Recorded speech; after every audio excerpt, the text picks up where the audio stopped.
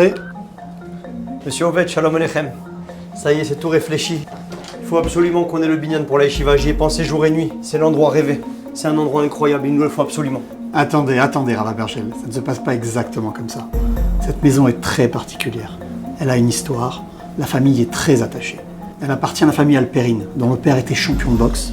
Il a ensuite consacré toute sa vie à la Torah. Cette maison a une histoire, une vie, un projet. Il ne souhaite pas la céder à n'importe qui. Il va vraiment falloir nous convaincre. Vous convaincre? Mais moi aussi j'ai une histoire.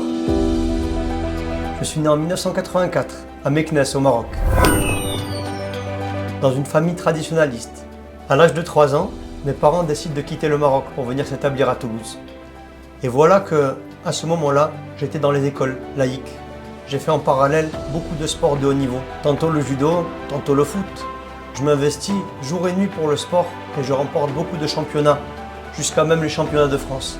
Je m'entraîne avec l'équipe française et cubaine et son prestigieux entraîneur, Ronaldo. Le niveau olympique se profile pour moi à l'horizon, les championnats sont à ma portée. Mais Baruch Hashem, Hashem en a voulu autrement. À l'âge de 15 ans, une blessure persistante m'empêche de continuer ma carrière au haut niveau. Je poursuis donc mes études, j'intègre les mouvements de jeunesse et deviens même le président du BBOI européen. J'organise alors de nombreux événements de militantisme, de soutien à Israël, des soirées de dialogue interreligieux et je rêvais de rendre le monde meilleur, qui est devenu mon slogan depuis. Mais il manquait quelque chose à cette vie si active. À l'âge de 18 ans, la nouvelle s'abat sur nous. Son papa est atteint d'une grave maladie. Les médecins ne lui donnent que 6 mois à vivre. Par reconnaissance pour lui, je me dois de le sauver. Et c'est naturellement vers le Créateur que je me tourne. Je décide donc de me rattacher aux valeurs de mes pères. Parallèlement à mes études de droit international, j'intègre la yeshiva et m'attache au plus grand maître de la génération. Le Rav Yosef Toledano, Rav Emmanuel Toledano, Rav Nissim Toledano, le Rav Yosef Ben Tata, Rav Ben Hamou, Rav Ephraim Anidjar, beaucoup de lumières qui ont changé ma vie. Sans oublier Rabbi Makhlouf Rima, qui deviendra mon père et mon maître spirituel. Les années passent et papa est toujours là. La Torah protège et rallonge la vie. Elle rend le monde meilleur. À 22 ans, je renonce définitivement à l'ONU et à ma carrière diplomatique pour aller rejoindre les sages de Bnei Brak. Et c'est alors que je traverse le monde pour diffuser le message de la Torah aux États-Unis, en France, au Canada, en Angleterre, en Espagne, pour sauver la vie de papa. Après 6 années de maladie, papa ira même séjourner avec moi à la yeshiva. J'ai eu le miracle qui m'accompagne sous la choupa, suite à quoi 6 mois plus tard, il s'est retiré dans le monde de la vérité. À sa mémoire, je diffuse mes premiers livres, distribués à plusieurs milliers d'exemplaires. Et c'est chaque semaine quelques gouttes de lumière qui sont diffusées à travers le monde à des milliers de personnes qui reçoivent par mail. Et je parcours les écoles du monde pour pouvoir remplir les yeshivot et les séminaires. Qui prend sur lui encore une année de yeshiva, mes frères.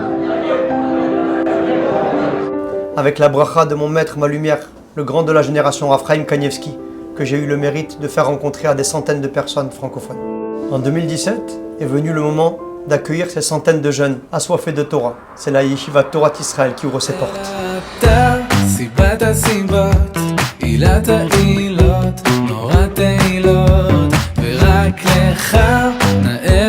Elle héberge de nombreux élèves passionnés par l'étude de la Torah, encadrés par des rabbanim et des avrechim qui donnent leur vie pour eux. La Yeshiva est également un refuge pour des personnes qui n'ont malheureusement pas où passer les Shabbatot, les fêtes.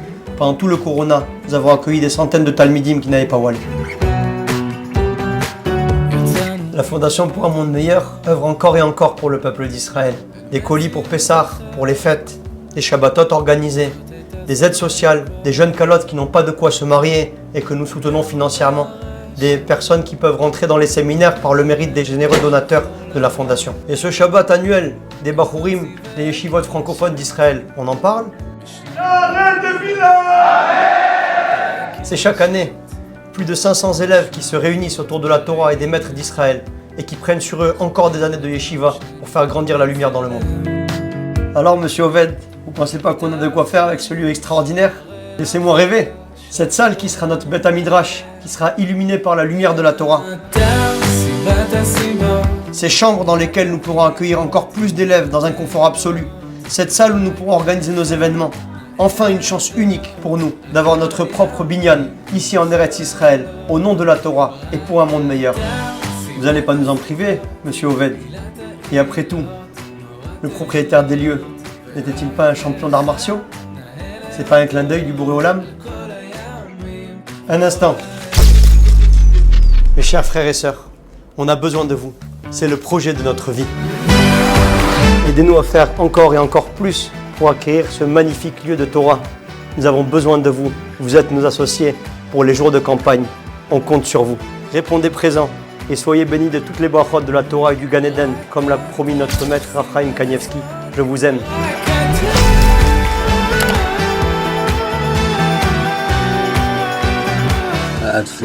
Amen. Le Gan Eden. Amen.